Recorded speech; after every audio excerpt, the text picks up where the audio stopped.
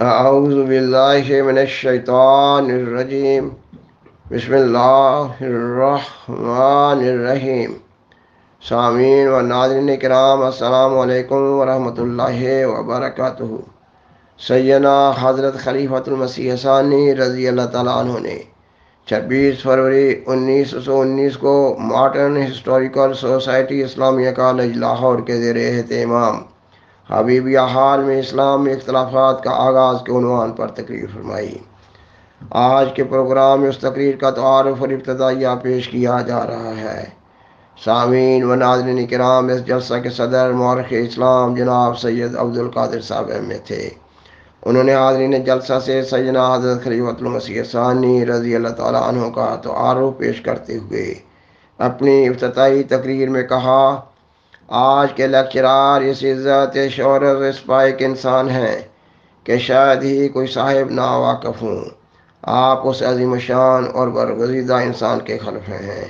جنہوں نے تمام مذہبی دنیا اور بالخصوص عیسائی عالم میں تہلکہ مچا دیا تھا۔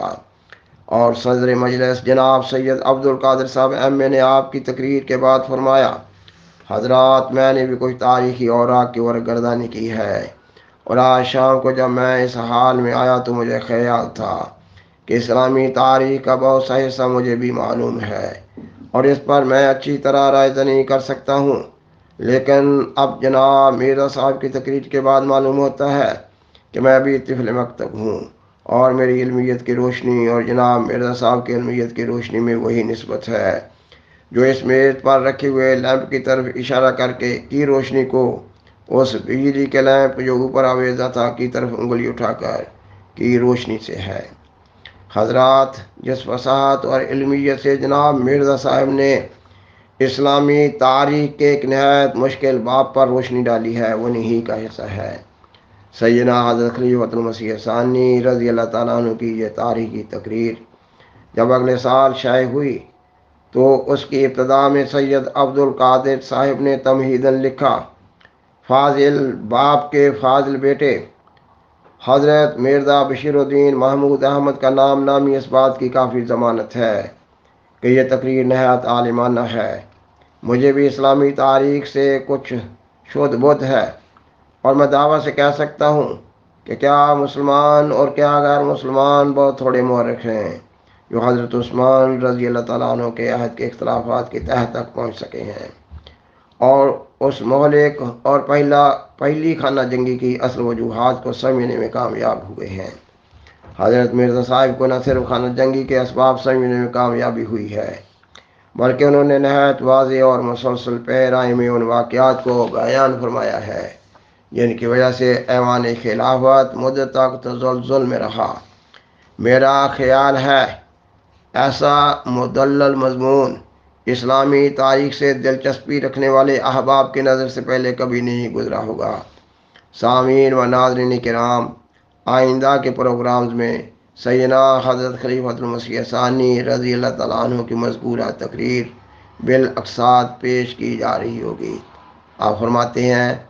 کچھ عرصہ ہوا میں نے یہ بات نہایت خوشی کے ساتھ سنی تھی کہ اسلامیہ کالج لاہور میں ایک ایسی سوسائٹی قائم ہوئی ہے جس میں تاریخی امور سے واقف کار اپنی اپنی تحقیقات بیان کیا کریں گے۔ مجھے اس سے بہت خوشی ہوئی، کیونکہ اقوام کی ترقی میں تاریخ سے آگاہ ہونا ایک بہت بڑا محرک ہوتا ہے، اور کوئی ایسی قوم جو اپنی گزشتہ تاریخی روایات سے واقف نہ ہو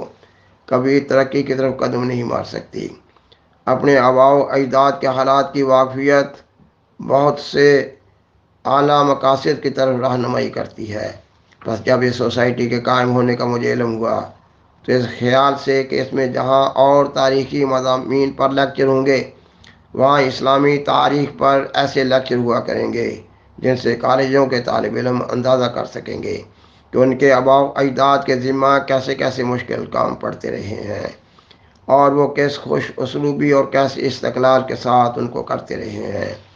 اور ان کو معلوم ہوگا کہ ہم کیسے آباء کی اولاد ہیں اور ان کی ضروریات اور قائم مقام ہونے کی حیثیت سے ہم پر کیا فرائض عائد ہیں، اور ان کو اپنے آباء کے شاندار اعمال اور ان کی اعلیٰ شان کو دیکھ کر انہی جیسا بڑھنے کا خیال پیدا ہوگا۔ بس مجھے اس سوسائٹی کے قائم ہونے پر بہت خوشی ہوئی ہے، اور اب جب کہ مجھ سے اس سوسائٹی میں اسلامی تاریخ کے کسی حصہ پر لیکچر دینے کے لیے کہا گیا تو میں نے نہایت خوشی سے اپنی روانگی ملتوی کر کے اس موقع پر آپ لوگوں کے سامنے بعض تاریخی مضامین پر اپنی تحقیقات کا بیان کرنا منظور کر لیا۔ مجھ سے کہا گیا تھا کہ میں بعض اسلامی تاریخی مسائل پر کچھ بیان کروں، اور وہ اسلامی تاریخ میں سب سے اہم وہ زمانہ ہے جس میں رسول کریم صلی اللہ علیہ وسلم نے خدا تعالیٰ کے حکم کے متحد دنیا میں اسلام کا اعلان کیا، اور 23 سالہ محنت شاقہ سے لاکھوں آدمیوں کے دلوں میں اس کا نقش ثبت کیا، اور ہزاروں آدمیوں کی ایک ایسی جماعت پیدا کر دی جس کا فکر، قول اور فعل اسلام ہی ہو گیا۔ مگر کیونکہ اسلام میں تفرقہ کی بنیاد رسول کریم صلی اللہ علیہ وسلم کی وفات کے 15 سال بعد پڑی ہے، اور اس وقت کے بعد مسلمانوں میں شقاق کا شگاف وسیع ہی ہوتا چلا گیا ہے، اور اسی زمانہ کی تاریخ نہایت تاریک پردوں میں چھپی ہوئی ہے، اور اسلام کے دشمنوں کے نزدیک اسلام پر ایک بدنما دبا ہے، اور اس کے دوستوں کے لیے بھی ایک سال چکرا دینے والا سوال ہے، اور بہت کم ہیں جنہوں نے اس زمانے کی تاریخ کو دلدل سے صحیح و سلامت پار نکلنا چاہا ہو اور وہ اپنے مدعا میں کامیاب ہو سکے ہوں۔ اس لیے میں نے یہی پسند کیا کہ آج آپ لوگوں کے سامنے اسی کے متعلق کچھ بیان کروں۔ آپ لوگ جانتے ہوں گے کہ جو کام اللہ تعالیٰ نے میرے سپرد کیا ہوا ہے، یعنی جماعت احمدیہ کی تربیت اور اس کی ضروریات کے انصرام اور اس کی ترقی کی فکر، وہ اپنی نوعیت میں بہت شقوں پر حاوی ہے۔ بس اس کے انصرام کے لیے ان خاص تاریخی مضامین کا جو زمانہ خلافت سے متعلق ہے علم رکھنا میرے لیے ایک نہایت ضروری امر ہے، اور اس لیے باوجود کم فرصتی کے مجھے اس زمانے کی تاریخ کو زیر مطالعہ رکھنا پڑتا ہے، اور گو ہمارا اصل کام مذہب کی تحقیق و تدقیق ہے۔ مگر اس مطالعہ کے باعث ابتدائی اسلام کی تاریخ کے بعد ایسے پوشیدہ امر مجھ پر خدا تعالیٰ کے فضل سے ظاہر ہوئے ہیں جن سے اس زمانہ کے اکثر لوگ ناواقف ہیں، اور اس ناواقفیت کے باعث بعض مسلمان تو اپنے مذہب سے بیزار ہو رہے ہیں، اور ان کو اپنا ماضی ایسا بھیانک نظر آ رہا ہے کہ اس کی موجودگی میں وہ کسی شاندار مستقبل کی امید نہیں رکھ سکتے۔ مگر ان کی یہ مایوسی غلط، اور ان کے ایسے خیالات نادرست ہیں، اور صرف اس امر کا نتیجہ ہے کہ ان کو صحیح اسلامی تاریخ کا علم نہیں، ورنہ اسلام کا ماضی ایسا شاندار اور بے عیب ہے، اور رسول کریم صلی اللہ علیہ وسلم کے صحبت یافتہ سب کے سب ایسے اعلیٰ درجہ کے با اخلاق لوگ ہیں کہ ان کے نظیر دنیا کی کسی قوم میں نہیں ملتی، خواہ وہ کسی نبی کے صحبت یافتہ کیوں نہ ہو۔ اور صرف رسول کریم صلی اللہ علیہ وسلم کے صحبت یافتہ لوگ ہی ہیں جن کی نسبت کہا جا سکتا ہے کہ انہوں نے اپنے استاد اور آقا کے نقش قدم پر چل کر ایسی روحانیت پیدا کر لی تھی کہ سیاسیات کی خطرناک الجھن میں پڑھ کر بھی انہوں نے تقویٰ اور دیانت کو ہاتھ سے جانے نہیں دیا، اور سلطنت کے بار کے نیچے بھی ان کی کمر ایسی ہی استادہ رہی جیسی کہ اس وقت جب کوتلا یمود کے محتاج تھے، اور ان کا فرش مسجد نبوی کی بے فرش زمین تھی، اور ان کا تکیہ، ان کا اپنا ہاتھ، ان کا شگر رسول کریم صلی اللہ علیہ وسلم کا کلام مبارک سننا تھا، اور ان کی تفریح خدائے واحد کی عبادت تھی۔ غالباً آپ لوگ سمجھ گئے ہوں گے کہ میرا ارادہ اس وقت حضرت عثمان رضی اللہ تعالیٰ عنہ اور حضرت علی رضی اللہ تعالیٰ عنہ کی خلافت کے متعلق کچھ بیان کرنے کا ہے۔ یہ دونوں بزرگ اسلام کے اولین فدائیوں میں سے ہیں، اور ان کے ساتھی بھی اسلام کے بہترین ثمرات میں سے ہیں۔ ان کی دیانت اور ان کے تقوی پر الزام کا آنا در حقیقت اسلام کی طرف آر کا منسوب ہونا ہے، اور جو مسلمان بھی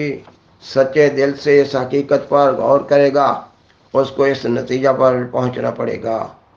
کہ ان لوگوں کا وجود در حقیقت تمام قسم کی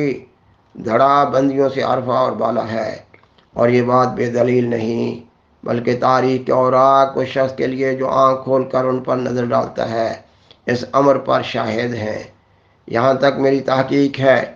ان بزرگوں اور ان کے دوستوں کے متعلق جو کچھ بیان کیا جاتا ہے وہ اسلام کے دشمنوں کی کارروائی ہے، اور وہ صحابہ رضی اللہ تعالیٰ عنہ کے بعد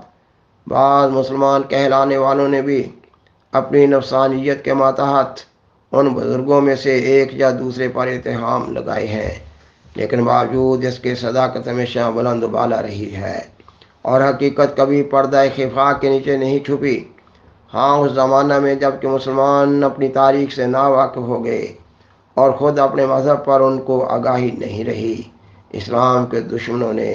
یا تو بعض دشمنوں کی روایات کو تاریخ اسلام سے چن کر یا صحیح واقعات سے غلط نتائج اخذ کر کے ایسی تاریخیں بنا دیں کہ جن سے صحابہ رضی اللہ تعالیٰ عنہم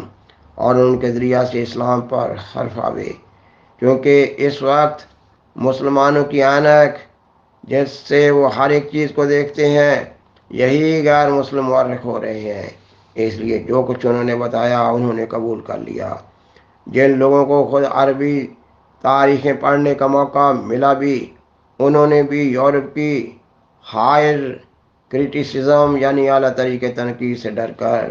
ان بے سروپا اور جعلی روایات کو جن پر یورپین مصنفوں نے اپنی تحقیق کی بنا رکھی تھی صحیح اور مقدم سمجھا، اور دوسری روایات کو غلط قرار دیا، اور اس طرح یہ زمانہ ان لوگوں سے تقریباً خالی ہو گیا جنہوں نے واقعات کو ان کی اصل شکل میں دیکھنے کی کوشش کی۔ سامعین و ناظرین کرام، یہ مضمون ابھی جاری ہے۔ بلاخر درخواست ہے